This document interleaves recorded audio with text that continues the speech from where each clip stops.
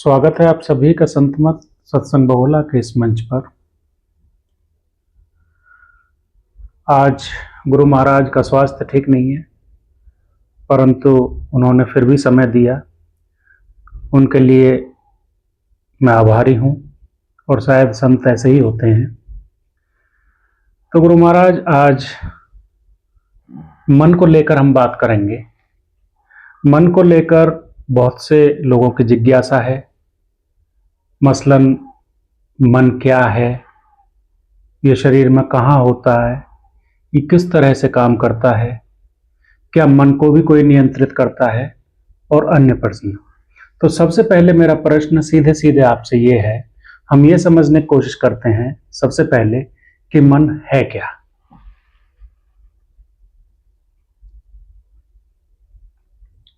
मेरी प्यारी प्यारी आत्माओं,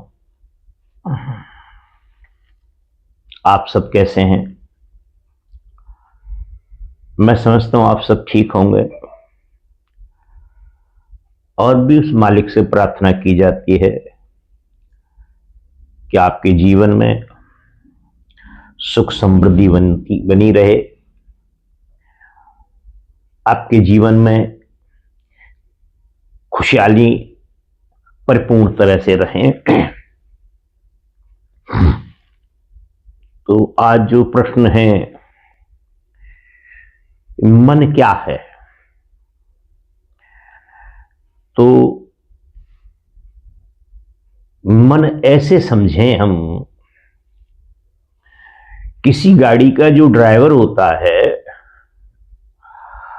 उसी प्रकार से इस हमारे शरीर रूपी बॉडी का ड्राइवर है। जैसे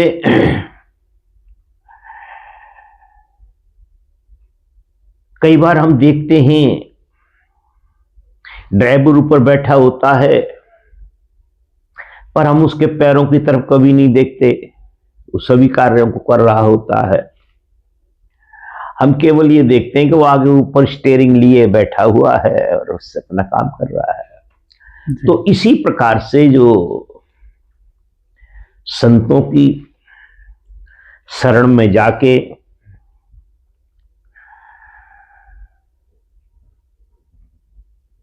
उनके कृपा के माध्यम से जो हमने पाया, वो मैं आपसे कह रहा हूं।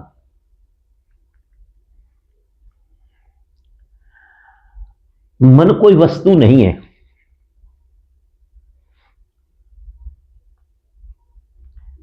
ऐसे समझे हम, जैसे आत्मा कोई देखने की चीज नहीं है,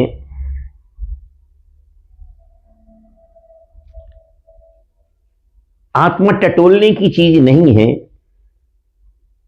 आत्मा बांधने की चीज नहीं है, आत्मा काटने की चीज नहीं है, आत्मा फोड़ने की चीज नहीं है, उसको कोई क्षति नहीं पहुंचाई जा सकती। उसी प्रकार से मन है। जिस प्रकार से आत्मा है और उसी प्रकार से ये हमारा मन है।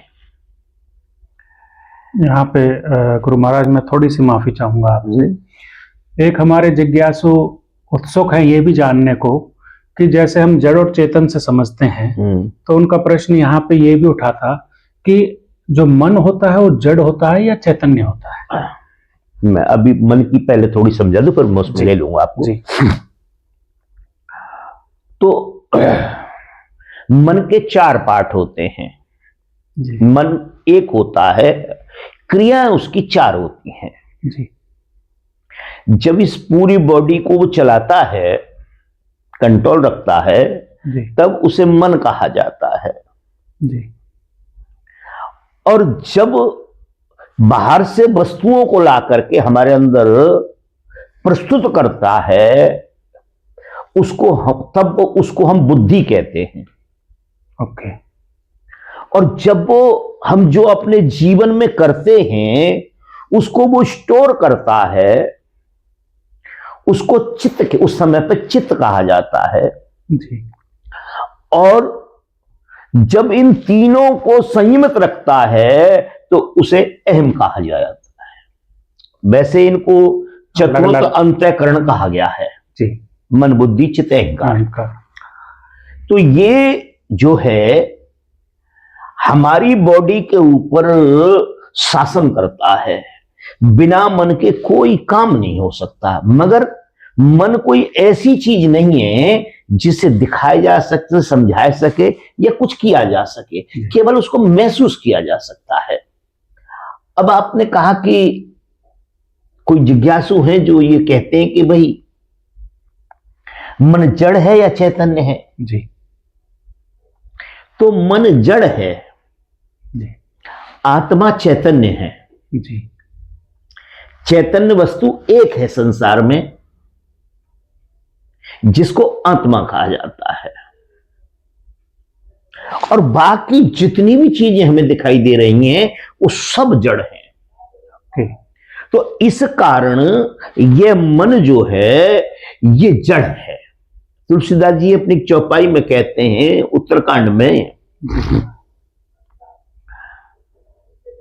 कि जड़ चैतन्य ग्रंथ पड़ गई, जड़ की और चैतन्य की गांठ बन गई। वो गांठ क्या है? आत्मा की और मन की गांठ बंधी हुई है जी। मन आत्मा को छोड़ नहीं पा रहा है, और जिस दिन हमें ज्ञान हो जाता है, समझ में आ जाती है, उस दिन हम इस बात को छोड़ देते हैं जी। इसको हम छोड़ देते हैं, मोक्ष हो जाता है। जब तक हम नहीं छोड़ पाते हैं तब तक वो हम जहां अंतमति सोगति, जहां हमारे मन की चेतना बनी हुई है वहीं हम शरीर छोड़ करके वहां पहुंच जाते हैं जी। तो ये मन जो है जड़ है, आत्मा चैतन्य है। अब प्रश्न खड़ा होता है कि हम इसे जाने कैसे जी? क्या यही सच है जी? तो हमें संतों की बात से इस बात को समझना होता है।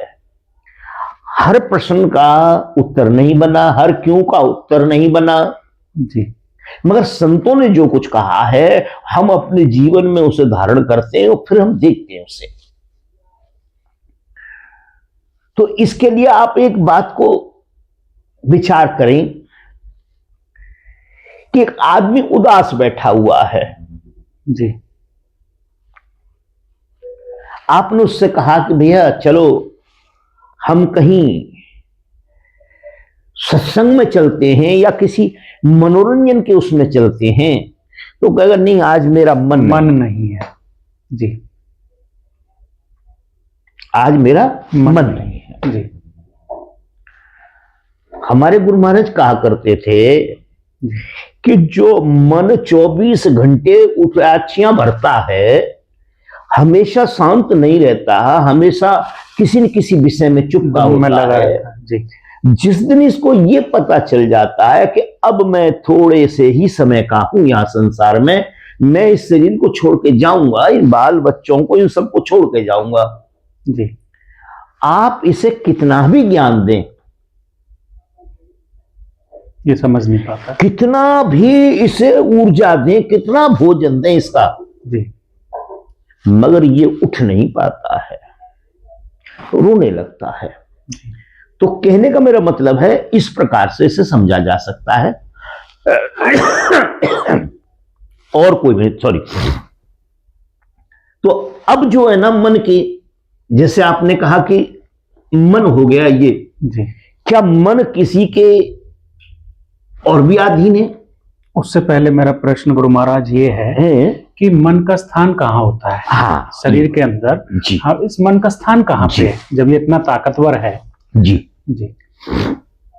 तो ये आपने जो बात पूछी है जी, मन का स्थान शरीर में पूरी बॉडी में है जी, उसका स्थान तब हो सकता है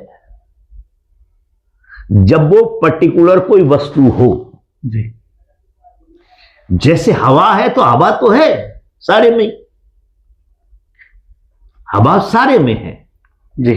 इसका पर्टिकुलर कोई स्थान नहीं है। हाँ, पर फिर भी संसारिक तरीके से जो समझाया संतों ने, वो ये कहा है कि ये हमारे